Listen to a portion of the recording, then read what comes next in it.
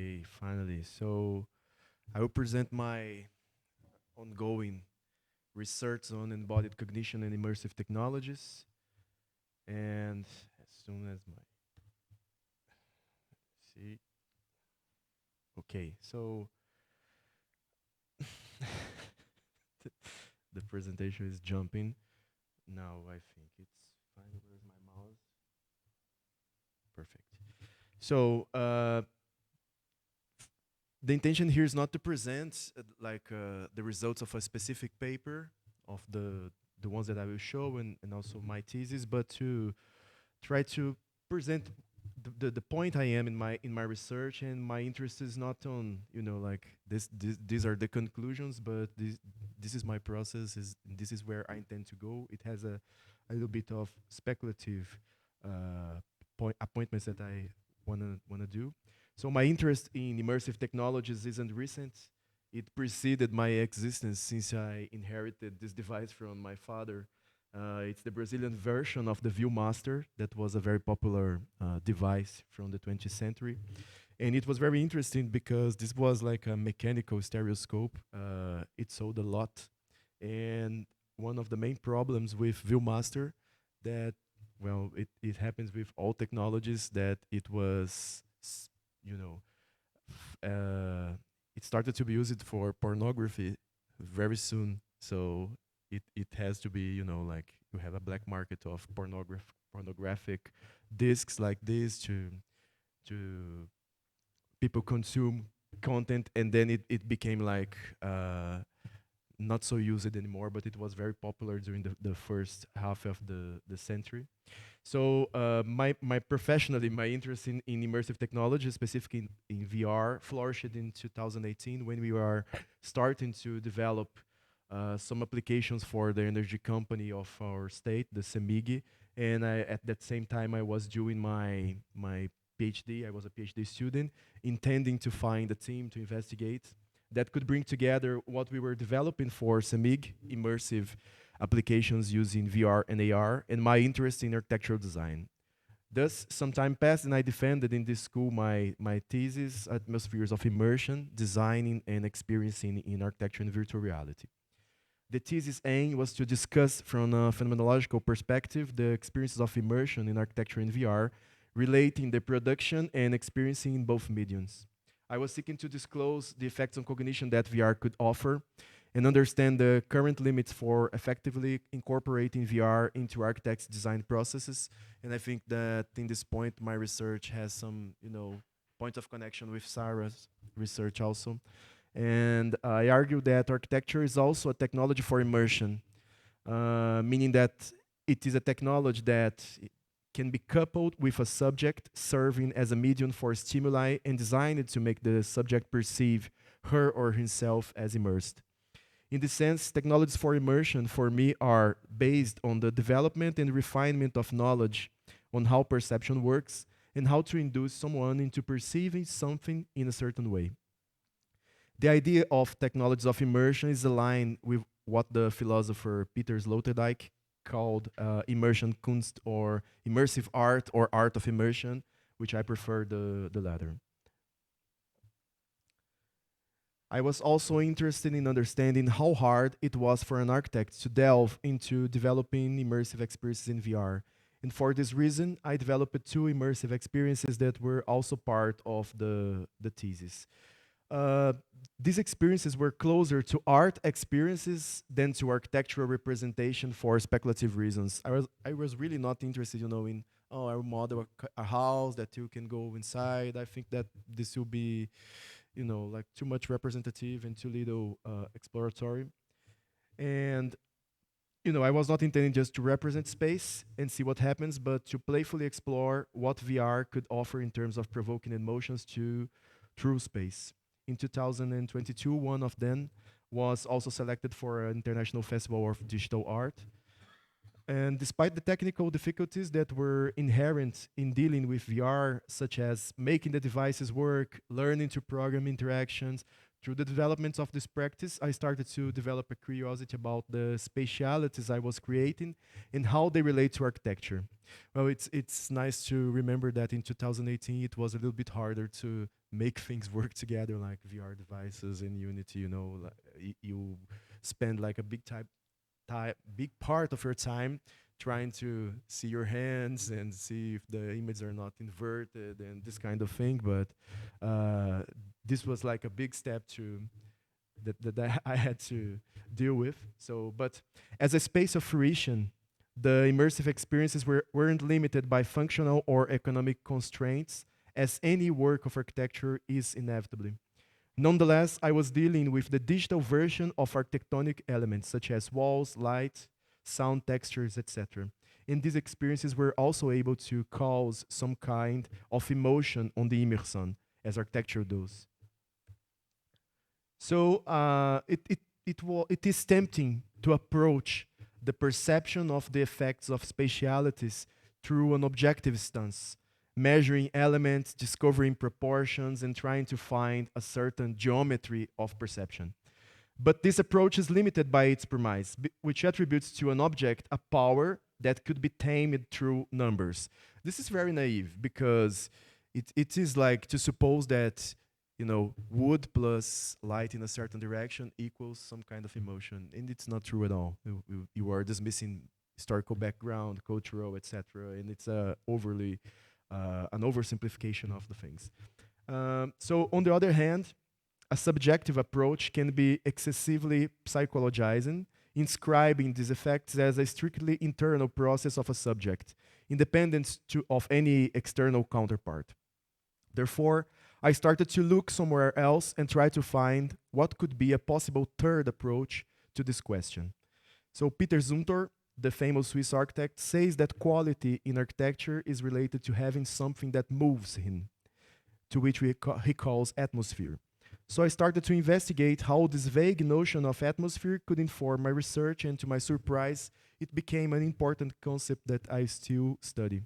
I resorted to some authors from aesthetics, specifically Gernot Bohm, that discussed atmosphere from a phenomenological and philosophical perspective. Atmosphere can be regarded as something that happens in between a subject and a space, in the sense that it's related to the feeling one can perceive as emanating from a specific space and situation. So it's not either on the side of the subject, not on the side of the architecture, and it also has to do with the situation you are. So I argue that immersive experience is essentially related to the atmosphere in the sense that it is the atmosphere that changes when one experiences immersion through VR or architecture. So the atmosphere of an environment is responsible for the way we feel about it.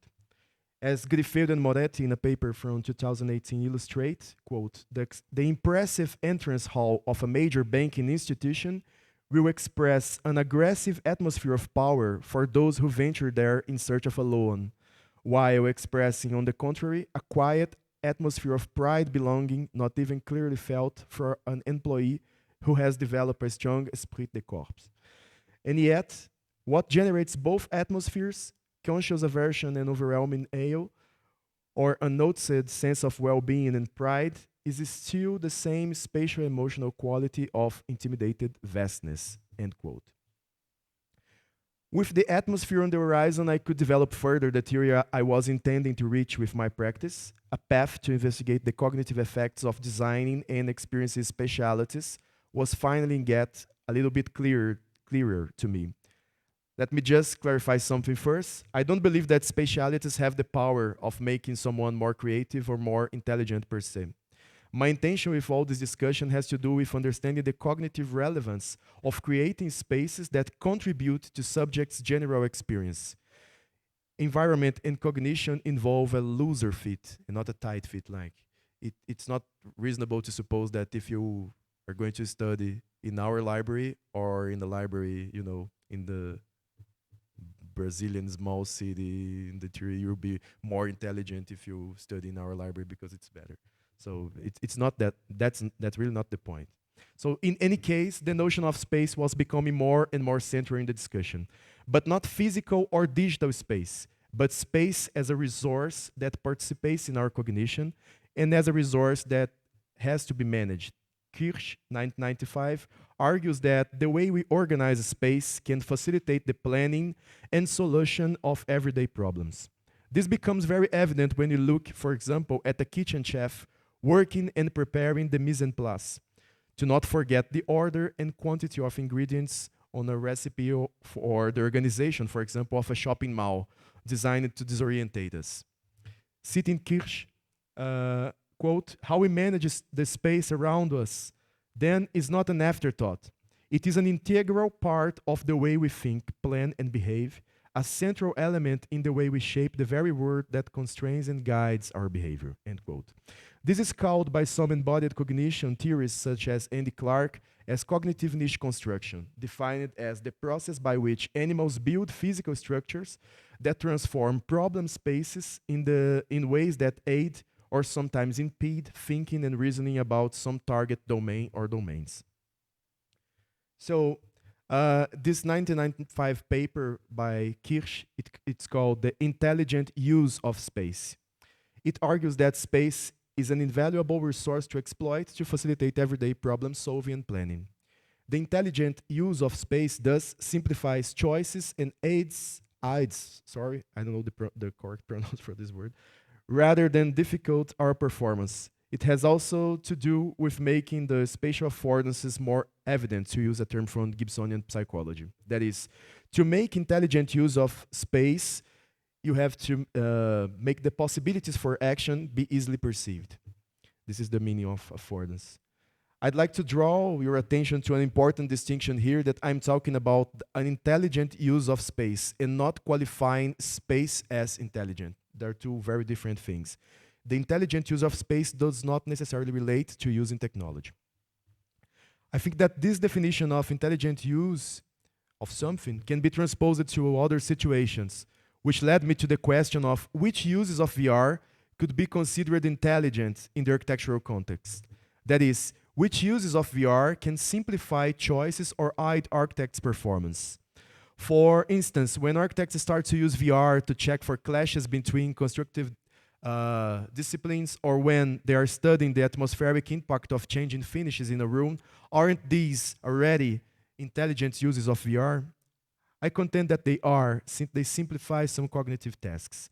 However, I think some other underexplored intelligence uses for VR also needs our attention. In special, I think VR is a wonderful medium to support imagination, especially in the early phases of designing, allowing the experience and adjustment of atmospheres on the go. In cognitive terms, VR could substitute a high-demanding cognitive activity, that is, the imagination and support of mental image of a certain environment, for a cognitive less demanding activity, that is, the operation of the software and hardware necessary for the immersive experience. Nonetheless, VR can add to the design process the benefit of having an outsourced mind's eye to produce persistent, shareable, and manipulable environments. From the moment the designer becomes versed in VR software and hardware operation, his creative efforts can move around the environment, searching for the proper tuning for specific spatiality. In this sense, I contend that another possible intelligent use of VR in the architectural design process should, at least during the conception phase, displace the architect's efforts from what should be represented by hand to how to produce a particular atmosphere to a body. VR cannot substitute imagination, but it institutes another way of imagining.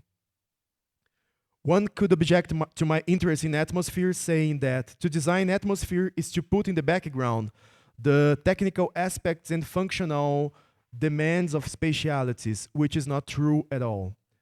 In the last 20 or 30 years, show that technology can certainly help architects to produce spatialities more efficiently, but this does not correspond to producing better spatialities. I think also that we can argue in contrary. As the technologies evolve, our spaces become worse and worse. I'm generalizing, obviously. So the question is not to prioritize atmosphere, since an atmosphere will be produced anyway, but an attempt to raise architects' awareness to this often overlooked architectural aspect. The question of atmospheres reveals that even strictly technical decisions have effects that are only perceived from the experience of the designed spaces. In this sense, there is an ethical dimension to architectural design decisions that is disclosed when atmospheres are considered. Therefore, architectures should be able to experiment with their bodies, at least part of the effects of their decision, a task in which VR gains a particular relevance. Architects' bodies should be engaged in design. They should be included in the reflective conversation. Therefore, the proposal to consider atmosphere in designing has to do with how atmospheres are perceived, that is, through a subject's body moving across space. The body included in the reflective conversation becomes a body in circulation, offering a distinct mode of engaging and designing. From this perspective, designing atmosphere can be regarded as designing the possibilities for unveiling objects from movement. Architects would continue to arrange objects in space, define access, material finishes, etc., but in a way that enables them to perceive the effects of their decisions better. Their engagement with designing through this body in circulation can enable architects to perceive how the relationship between objects, other spatial elements, and subjects changes with movement. In this sense, architects can work by fine-tuning atmospheres, similarly to tuning a musical instrument, by observing the tensions between objects and changing them affected their consonance and dissonance effects. This was one of the points that I discussed in my thesis, and it opened up other possibilities for research that I will now pursue. The first is this paper that I published with two friends from philosophy. Like that the atmosphere and the notion of embodied cognition shifted my attention to the study of cognition regarding design and technology with some small detours. The first detour was very important and productive. I invited two partners from philosophy to discuss from an embodied cognition standpoint, especially through an active ecological cognitive perspective, some implications of using VR.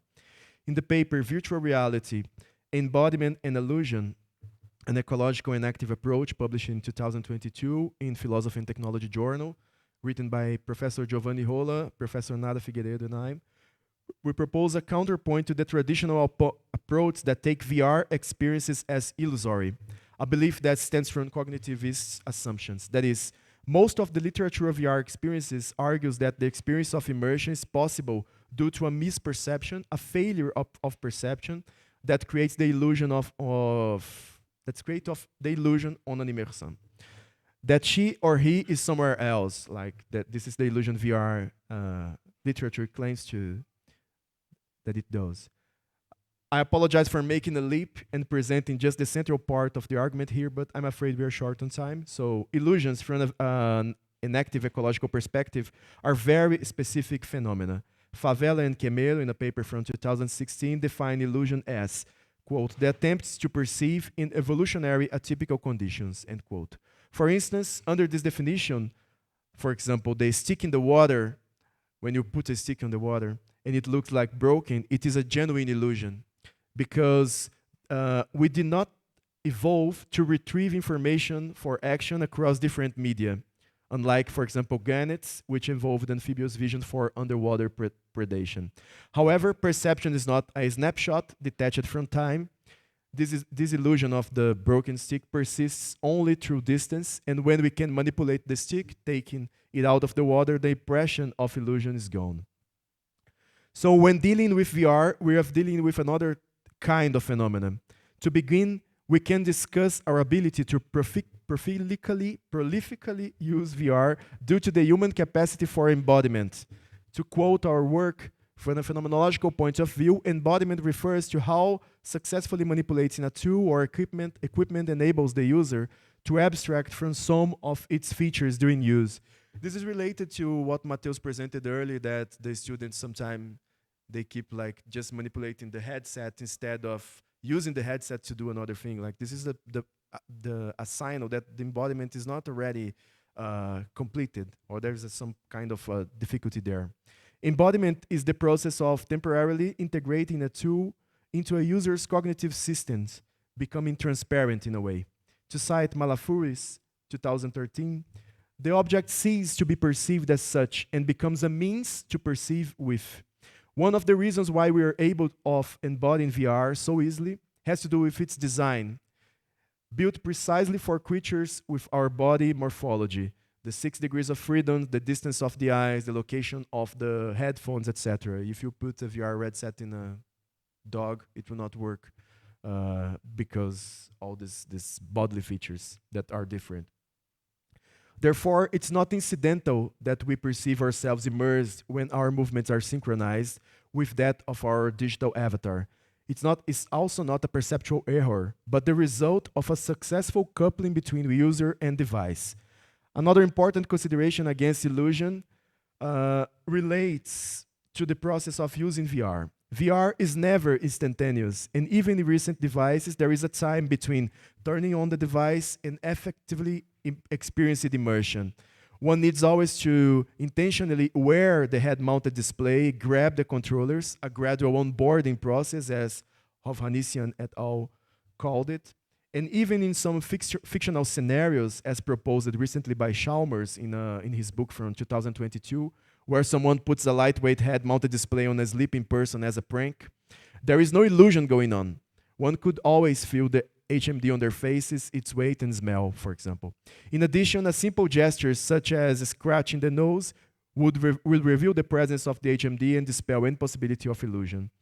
It is in this sense that we argue for VR being an illusion rather than an illusion. By illusion, we mean that the activity to access the virtual environment as if it was non-virtually present. In other words, we are not eluded by VR. There is no failure in perception.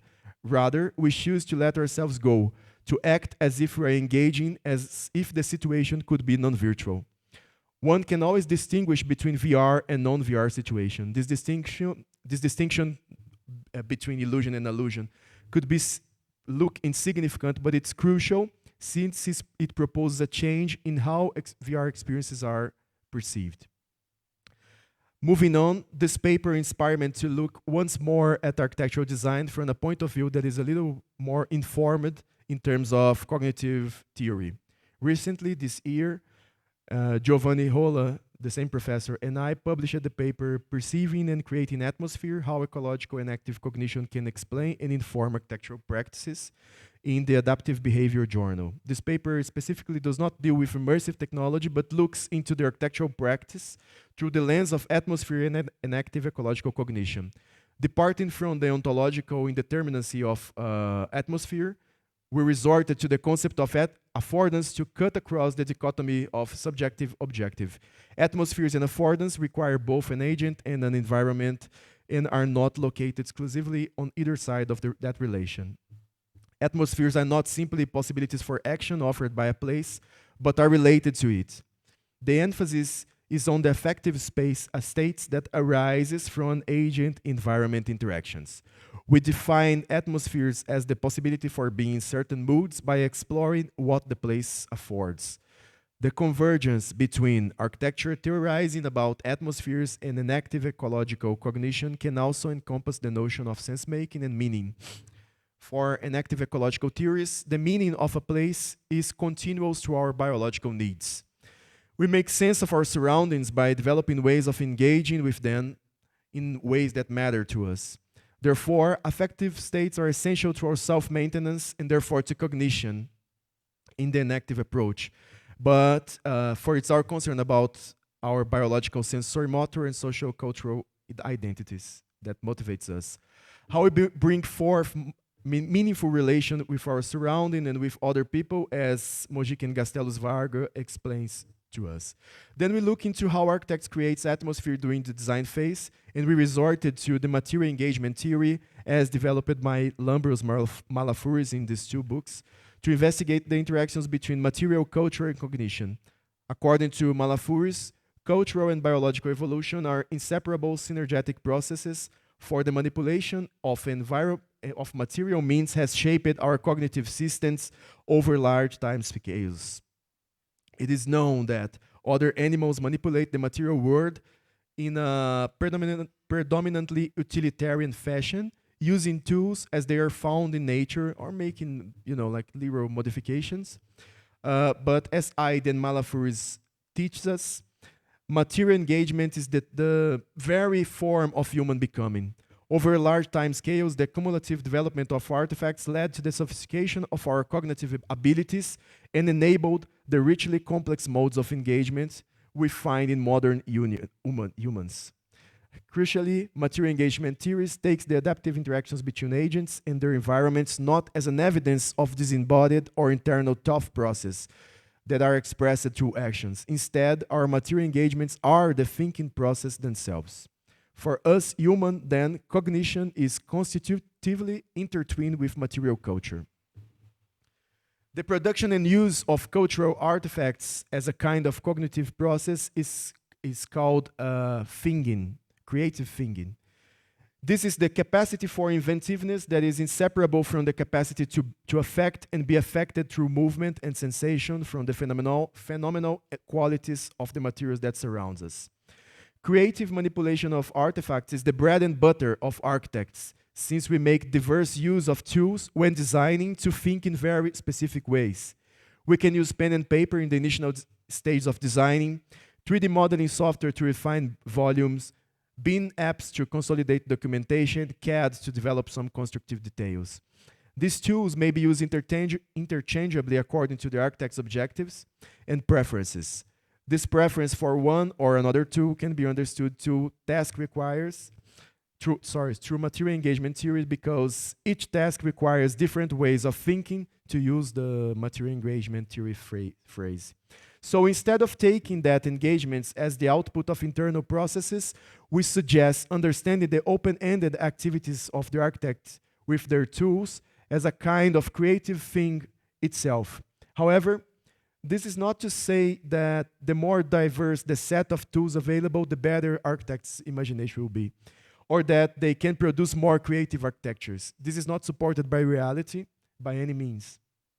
Moreover, one can master a tool without using it creatively, merely applying the establishing procedure, techniques, and rules associated with that tool. But mastery means exploring the thinking possibilities that are opened by it when it comes to the creative use of a tool. This sometimes involves bending those techniques and rules in unforeseen ways.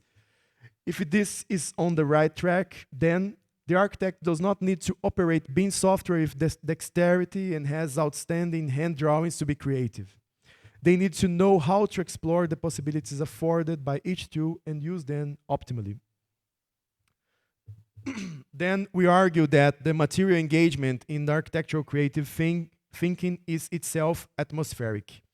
When the architect will engage with their tools during their creative process, they create what we may call a proto-atmosphere, which is nested inside that of their study or place of work through creative imagining. This proto-atmosphere then allows them to anticipate how the design place feels without the need to describe it using words. The architect John Hedjuk somewhat anticipates this idea when he writes, "What is important is that there is an ambience or an atmosphere that can be extracted in drawing that will give the same sensory aspect as being there, like going to a church and being overwhelmed by the Stations of the Cross. You can exude the sense of a situation by drawing, by model, or by good form." End quote. This is not to say that by looking at a picture alone, one has the same experience as being in a place. Instead, we argue that the creation of a proto-atmosphere allows for reliable anticipation by the skillful architect of how a place will feel like. What is crucial is that the architect's experience and skills allows them to imagine the intended atmosphere by engaging with their tools of choice. The capacity to imagine a place, then, plays a crucial role in our account of how proto-atmospheres are created in architectural practice. It is important to emphasize at this juncture that we do not take imagination as a process that can be truly decoupled from our embodied and situated conditions. Following recent neurophysiological findings and enactive accounts, we understand that architects imagine exploring the planet environment with their tools, for they imagine exploring the planet environment by their body, morphology, and capabilities.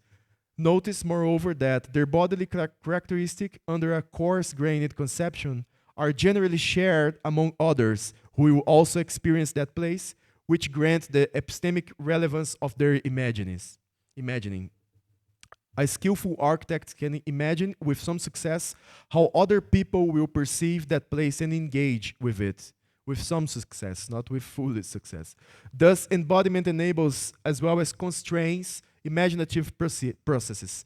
By using tools, which is of course dependent on our embodiment and previous training, we can imagine things that are usually not available without those tools. So by using different software to accomplish specific tasks, the architect can imagine in different ways, perhaps even more creative ones. Now my conclusion. This takes us back to the question of intelligent use of technology once more. But more than that, it points to the relevance and intertwinement between imagination and material means, which has implications for VR. The designing processes are individual, and intelligent uses are also related to the subject's history of interactions and experiencing within the architectural domain. At this very moment, I am interested in unfolding these works into an investigation of the phenomenology of architects' imagination. I suspect that due to the training and conditioning of architects, they imagine spaces differently than lay people. I intend to investigate this with recently enrolled undergraduate students and experienced architects. Then I intend to investigate how technologies play a role in the opening, constraining of imagination. Here, I will include VR to understand how it can hinder or contribute to imaginative process during designing. Now, the final section of my talk is a little bit more speculative. In parallel to that, I'm also very interested in understanding the confluences of artificial intelligence and immersive technologies for planning and decision making at an urban scale. This is something that I'm starting to investigate, and I think our lab next should join forces to look into this question further. It's a call to action more than just a speculative thing. A very popular expression is that data is the new oil, attributed to Clive Humbin, and I think we are overlooking data and leaving this question, at least in our context, to professionals that don't have the same interests as us. Immersive technologies such as augmented reality and virtual reality can help urban planners to visualize and communicate complex ideas, enable them to better understand the potential impacts of their decision and engage with stakeholders in more meaningful ways. Also, AI can provide data-driven insights for decision-making, analyze demographic and socioeconomic data to inform decisions about housing policies, public service, and infrastructure development, and assists in various aspects of real-time decision-making in urban planning. It can also be used to engage a diverse range of city residents in urban planning processes and ensure that diverse voices are heard and considered in the design urban spaces. So that's it. I'm sorry for reading the text, but like it's two papers to summarize without reading. I don't have this ability. So thank you for your patience as well.